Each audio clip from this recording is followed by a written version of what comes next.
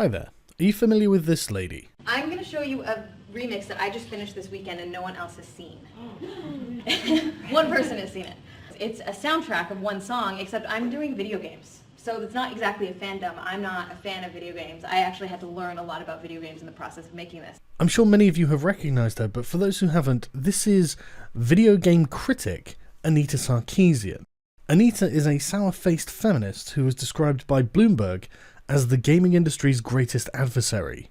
And why wouldn't they think that? She's always on Twitter decrying the latest video game or movie that she has declared to be not feminist and therefore bad. But hey, she'd know, right? I mean, it's not like she wasn't on Time magazine's 100 most influential people list, and representing gaming no less. I mean, she is forever standing on stages, giving speeches to thousands and thousands of people all around the world, telling everyone how oppressed she is by the patriarchy.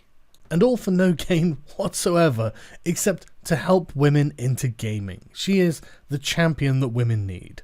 So there's no doubting that Anita is a very influential feminist, inside and outside of the gaming industry. It's because of her influence that it's interesting that she goes on Twitter not only to decry video games and movies, but also to talk about feminism. But not just any kind of feminism, specifically Anita's personal brand of feminism, which is in direct conflict with what other feminists would call choice feminism. Now, I'm going to play a 3-minute clip of Anita explaining this from the Sydney Opera House, and I know sitting through 3 minutes of Anita talking about feminism sounds like a living hell, and why would I do this to you?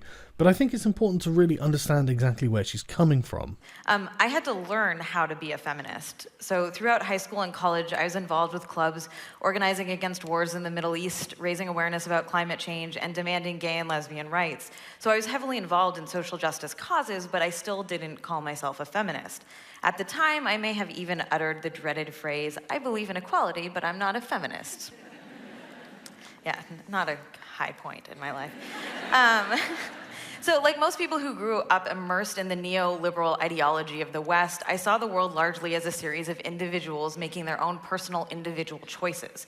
And here I was, a young woman making my own personal choices about what to wear, what to buy, what to study, and what I wanted to do every day.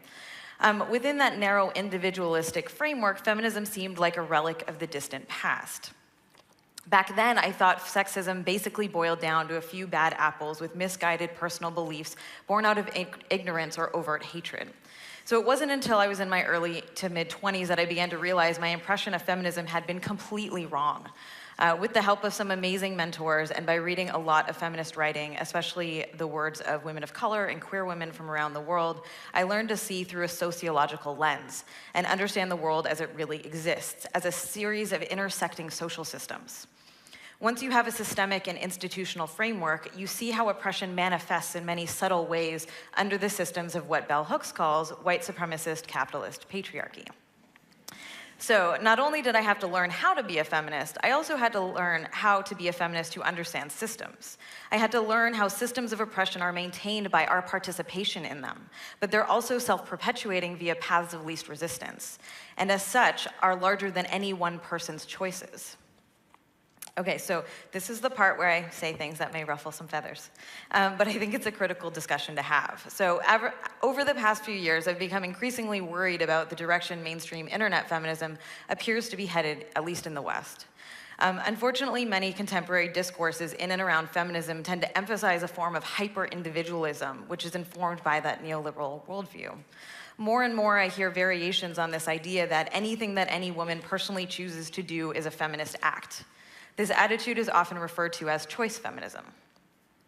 Choice feminism posits that each individual woman determines what is empowering for herself, which might sound good on the surface, but this concept risks obscuring the bigger picture and larger fundamental goals of the movement by focusing on individual women with a very narrow individual notion of empowerment. It erases the reality that some choices that women make have an enormous negative impact on other women's lives. So it's not enough to feel personally empowered or be personally successful within the oppressive framework of the current system. Even if an individual woman can make patriarchy work for her, it's still a losing game for the rest of the women on the planet. The fact of the matter is that some choices have ramifications beyond ourselves and reinforce harmful patriarchal ideas about women as a group and about women's bodies and our wider shared culture. And because of how systems of oppression intersect and compound one another, it's women of color, indigenous women, women living in the global south, women with disabilities, queer women, and trans women who bear the brunt of these ramifications. Choice feminism also obscures the fact that women don't have a real choice.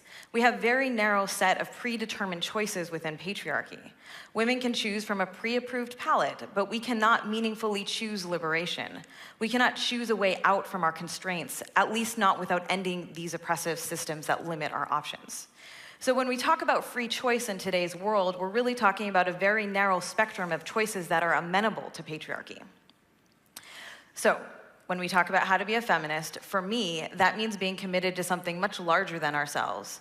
It's understanding what role you play in our collective movements for liberation. So there are a lot of interesting things to note about Anita's little speech there. I mean, not least is the fact that she claims that she's oppressed and needs to be liberated, whilst being a wealthy woman sat on a stage with 6 other wealthy women.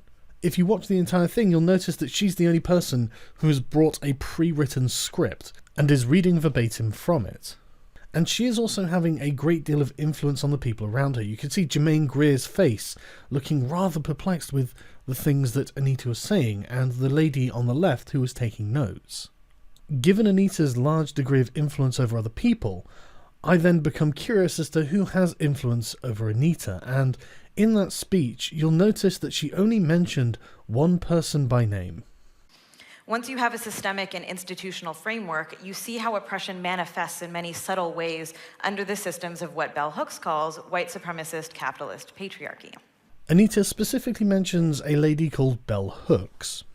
Now, the chances are you don't know who Bell Hooks is, and I don't blame you. She is a long-term radical feminist, and she has long been one of Anita Sarkeesian's primary influences, if not the primary influence, as far as I can tell. Not only is Bell Hooks referenced many times on Anita's own Feminist Frequency website, linking directly to her videos, she's even cited as a source in Anita Sarkeesian's master's thesis. In various interviews, Anita goes on to describe Bell Hooks as a real-life hero who has been highly influential in her political formation and her professional life. And she even says that the inspiration to start Feminist Frequency came in part from Bell Hooks' work. So I thought it important to trace this all back to its source, so I thought I would get a couple of books by Bell Hooks. So that's precisely what I did. The first and most important book that I got was a book called Feminism is for Everybody, which I decided to go through with a fine-tooth comb. I chose this book for several reasons, which can really be summed up from a quote from the introduction. Quote, "I want to have in my hand a little book so that I can say, read this book, and it will tell you what feminism is, what the movement is about. I want to be holding in my hand a concise, fairly easy to read and understand book, not a book thick with hard to understand jargon and academic language, but a straightforward, clear book, easy to read without being simplistic. It is for men, young and old, and for all of us that I have written this short handbook, a book that I have spent more than 20 years longing for." I chose this book because it was obvious from the outset that this book is designed to explain the feminist worldview as understood by Bell Hooks. Despite only being 118 pages long, Feminism is for Everybody is a very comprehensive look at Bell Hooks' worldview. I mean, just listing the chapter headings will show you the wide variety of spheres that she thinks that feminism should be involved with. Chapter 1, Feminist Politics. Chapter 2, Consciousness Raising. Chapter 3, Sisterhood is Still Powerful. Chapter 4, Feminist Education for Critical Consciousness. Chapter 5, Our Bodies, Ourselves. Chapter 6, Beauty Within and Without. Chapter 7, Feminist Class Struggle. Chapter 8, Global Feminism. Chapter 9, Women at Work. Chapter 10, Race and Gender. Chapter 11, Ending Violence. Chapter 12, Feminist Masculinity. Chapter 13, Feminist Parenting. Chapter 14, Liberating Marriage and Partnership. Chapter 15, A Feminist Sexual Politic. Chapter 16, Total Bliss, Lesbianism and Feminism. Chapter 17, To Love Again. Chapter 18, Feminist Spirituality. And Chapter 19, Visionary Feminism. Now, just the names of some of these chapters are probably setting alarm bells ringing for some of the more skeptically minded of you watching this video.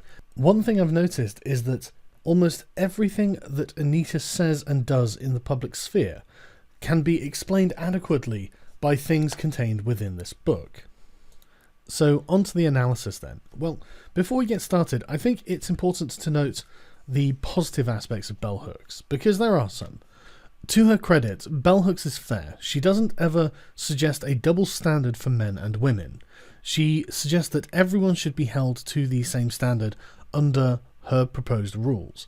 Unlike many feminists, she's under no illusions that all men are evil and all women are good. In fact, she goes out of her way to explain how what she calls patriarchy isn't really gendered. It's not really tied to male or female. It's more tied to attitude. The second point I think it's important to note about bell hooks in her favour is that she's not coming from the man-hating school of feminism. In fact, she distinctly recognises that there is a large portion of feminism that is overtly man-hating, and she attempts to distance herself from it. Unfortunately, the only remaining good thing I have to say about bell hooks is that she's easy to read. She doesn't waste any time and gets directly to her point using clear and concise language. So to begin, I think it's important to talk about where bell hooks have simply made mistakes. The first thing to note is that bell hooks is rather prone to using fallacies. A few examples of this would be on page 11, where she says that women who are choice feminists are actually undermining feminism, and therefore they are not really feminists. This is a no true Scotsman fallacy. On page 29, she commits a slippery slope fallacy by saying if women do not have the right to choose what happens to our bodies, we risk relinquishing rights in all other areas of our lives, as if, for some reason, not having access to abortion means that they're going to lose the right to vote. On page 73, she commits a nirvana fallacy when she complains that all the medical facts show that children are violently abused daily in this society. Well, unfortunately, it's unlikely anyone's ever going to end the abuse of children. Realistically, all that can be hoped for is for it to be at a very low level. And all throughout the book, bell hooks is guilty of using weasel words, such as sometimes, maybe, can do, might do, instead of using direct and specific examples and conditions when making her points. Not only are the fallacies she uses self-contradicting, but Hooks often contradicts herself, sometimes on the same page. For example, at the top of page 27, she says, "The development of effective though not totally safe birth control pills created by male scientists, most of whom were not anti-sexists, truly paved the way for female sexual liberation more so than abortion rights." Then at the bottom of the page she complains about the capitalist patriarchal male-dominated medical system that controlled women's bodies and did with them anything that they wanted to do. Well, I can only assume that what the capitalist patriarchal male-dominated medical system wanted to do with women's bodies is relinquish control and give them sexual liberation. Elsewhere on page 27 she says, "While I never had an unwanted pregnancy in the heyday of sexual liberation, many of my peers saw abortion as a better choice than conscious, vigilant use of birth control pills, and they did frequently use abortion as a means of birth control." And then on page 29 she says, "If sex education, preventative healthcare and easy access to contraceptives are offered to every female, fewer of us will have unwanted pregnancies. As a consequence, the need for abortions would diminish." Well, I'm afraid, Belle, what you've just said on the previous page is that your friends chose to have abortions instead of using the pill, presumably because it was easier. Your own experiences do not bear out your assertions. They are the more overt issues that I have with this book, but they're not really all that important, because it doesn't really matter if she's making mistakes in the book. What matters for this video is what Anita Sarkeesian is taking away from it. So let's start with the elephant in the room. Anita Sarkeesian's wacky tweets about how feminism is about the collective liberation for women as a social class, and that feminism is not about personal choice, and how she addressed the myth of choice feminism in the short talk that we saw earlier. The short answer to this is that these opinions have been lifted directly from bell hooks' work, because bell hooks is a Marxist. Throughout Feminism is for Everybody, bell hooks goes to great lengths to try and portray men and women as distinct social classes, which I'm sure everyone can agree is nonsense. This can be most evidently seen on page 39. Quote, "Class is much more than Marx's definition of relationship to the means of production. Class involved your behaviour, your basic assumptions, how you are taught to behave, and what to expect from yourself and from others, your concept of a future, how you understand problems and solve them, how you think, feel, and act." Now, you may be thinking something along the lines of, wait a minute, that's absolutely nonsense. Marx himself didn't believe in a patriarchy and thought the last thing that could be classified as a patriarchy fell with the fall of feudalism, and you'd be right. What they are doing is misappropriating Marx's principles of class conflict and applying them to men and women. Needless to say, all through the book, this completely distorts bell hooks' worldview on the relationships between men and women. And this is despite her repeatedly complaining about upper-class wealthy women not falling into the sisterhood with lower-class poor women like herself. She calls these women reformist feminists, and she considers them somewhat of a traitor to what she's trying to achieve,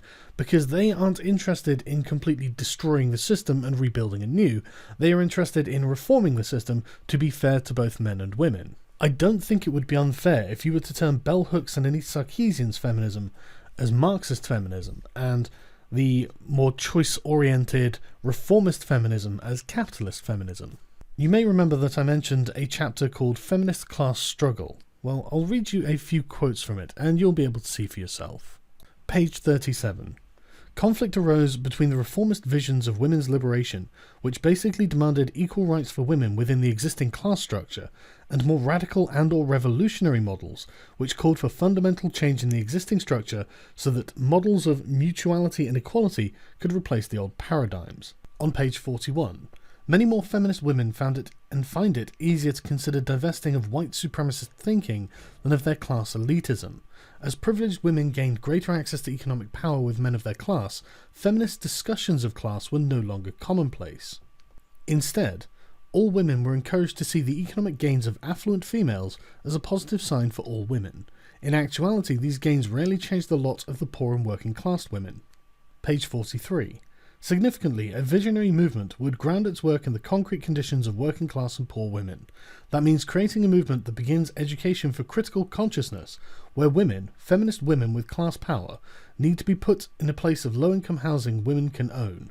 The creation of housing co-ops with feminist principles would show the ways feminist struggle is relevant to all women's lives. And from the final paragraph of this chapter, we will then be able to better envision a world where resources are shared and opportunities for personal growth abound for everyone, irrespective of their class. From page 51, she quotes a previous book of hers called Feminist Theory from Margin to Centre, where she says, "Feminist focus on careerism, getting women employed into high-paying professions, not only alienated masses of women from feminist movement, it also allowed feminist activists to ignore the fact that increased entry of bourgeois women into the workforce was not a sign that women as a group were gaining economic power. Had they looked at the economic situation of poor and working class women, they would have seen the growing problem of unemployment and increased entry of women from all classes into the ranks of the poor." This primarily feeds into bell hooks' radicalism, and she knows that she is a radical, and she is under the impression that feminism originally was radical. From page 4. Reformist feminist thinking, focusing primarily on equality with men in the workforce, overshadowed the original radical foundations of contemporary feminism, which called for reform as well as an overall restructuring of society so that our nation would be fundamentally anti-sexist. From page 9.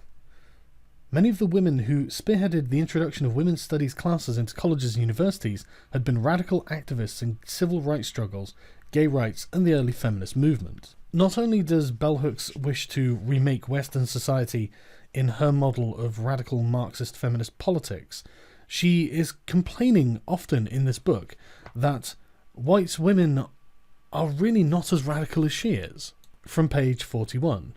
Supporting what in effect became white power reformist feminism enabled mainstream white supremacist patriarchy to bolster its power while simultaneously undermining the radical politics of feminism. I could go through the book and pull out probably a dozen more examples of her advocating radicalism, but I won't, because I really just think that the point's been made, and it shows why Anita Sarkeesian could make such an off-the-cuff comment, such as, One of the most radical things you can do is to actually believe women when they tell you about their experiences. She says this as if it's completely normal for us to want to do the radical thing of abandoning skepticism, which I find preposterous. And this brings me to the final point that I really want to make about bell hooks' work. Not only is she a radical revolutionary communist who wishes to tear down society, what she claims is the white supremacist capitalist patriarchy, and remake it anew, but she also sounds like a cult leader, which again I think is something that Anita Sarkeesian has picked up from her. It is not normal for someone to read someone else's book and then say, everything is sexist, everything is racist, everything is homophobic, and you have to point it all out. And point it all out she does. So let's have a look at why I think bell hooks is probably unwittingly a cult leader. Now, the first thing to know is bell hooks is a very spiritual person herself. The die-hard bell hooks fans in this room know that I am deeply religious, deeply spiritual. So my buddy over Spiritual, okay, spiritual is great. Religion is, we've had this discussion. Religion to me is something else than spiritual. But some people want to have both, and want to have both in a progressive, loving-kindness way. That was actually one of the topics as I went around saying, you know, I'm going to talk to Gloria Steinem. What do you want me to talk to her about? And people said, well, you know, you're really into spirituality, and she's very secular. That's one of the things that you could talk to her about. So let's hear, how do you get by just being a secular person in the world? When I wake up in the morning and I walk about my home and I'm surrounded by these deities of many colors, it alters something within me. In the same way that I think black people who have only had the opportunity to know white Jesus have something altered within them. I mean, that same church that had white Jesus had these rules. A female could not walk across the platform that was reserved for men only, because we were unclean. And I remember, you know, as a little girl wanting to ask my mother to explain, why can't we walk across? Why can't we speak from that platform so that we see that intersectionality of racism and sexism cooperating with one another? And how do we disconnect? Of course, New York City, I encourage all of you to take time, if you haven't gone to the Rubin Museum. They did an incredible show a while ago on the female Buddha. And so that you, again, see what it means to see all of this power in different sizes, shapes, genders. And I think that black people, will we ever really be able to decolonize our minds if we cannot find a way to imagine deities that resemble ourselves? So not only is Hooks insanely religious, she also thinks that deities can be modified and changed at a whim. In fact, it's preferable to do so, otherwise, as she says, we can't decolonize our thinking. There are many, many phrases in this book that sound just remarkably cult-like. I'll read a few out to you. From the introduction, page 9. We need to be clear that we are all participants in perpetuating sexism until we change our minds and hearts, until we let go sexist thought and action and replace it with feminist thought and action. This is, of course, the feminist version of Original Sin. On page 5, she says, works like Feminist Theory from Margin Center, books Hooks herself wrote, offer a liberatory vision of feminist transformation that never receives mainstream attention. Masses of people have not heard of this book. They have not rejected its message. They do not know what the message is, which very much sounds like something Saul of Tarsus may well have said to the Corinthians. Hooks talks about consciousness raising as if it's prayer. On page 8 she says, many hurt and exploited women use the consciousness-raising group therapeutically. It was a site where they uncovered and openly revealed the depths of their intimate wounds. This confessional aspect served as a healing ritual. Through consciousness-raising, women gained the strength to challenge patriarchal forces at work and at home. She also has a version of the devil. On page 12 she says, it remains the necessary step for anyone choosing feminist politics that the enemy within must be transformed before we can confront the enemy outside. The threat, the enemy, is sexist thought and behaviour. On page 16, she says, "Many white women simply turned their backs on the vision of sisterhood, closing their minds and hearts, very much like Pharaoh did with Moses." And on page 17, she says, "Through experience and hard work, and yes, by learning from our failures and mistakes, we now have in place a body of theory and shared practice that can teach new converts to feminist politics what must be done." And none of this is even in the chapter titled Feminist Spirituality. I'm going to read you the first couple of sentences from that paragraph, but I'm going to replace the word feminism with Christianity. Let me know how you think it sounds. "Christianity has been and continues to be a resistance movement which valorizes spiritual practice. Before I had Christianity and practice to pull me fully into the awareness of the necessity of self-love and self-acceptance as necessary for self-actualization, I walked on a spiritual path which affirmed those same messages." Honestly, it is no wonder that Anita Sarkeesian, after being heavily influenced by bell hooks, is so against the idea of skeptical thought. In fact, she seems to have taken a lot of cues herself in regards to becoming a cult leader. Anita fakes the threats and harassment she receives on a regular basis, either by sending these threats to herself via sock puppet accounts, or by enlisting an army of feminists to do it for her. Where is that army? It's right in front of you, Anita, and it's cheering wildly for you. In keeping with the Christian theme of bell hooks' work, she is profoundly anti-violence, which is something that Anita is clearly picking up on. On page 65 to 66, she says, "We must acknowledge that men and women have together made the United States a culture of violence and must work together to transform and recreate that culture. Women and men must oppose the use of violence as a means of social control and in all its manifestations: war, male violence against women, adult violence against children, teenage violence, racial violence, etc. Feminist efforts to end male violence against women must be expanded into a movement to end all forms of violence, which apparently in Anita's case include fictional forms."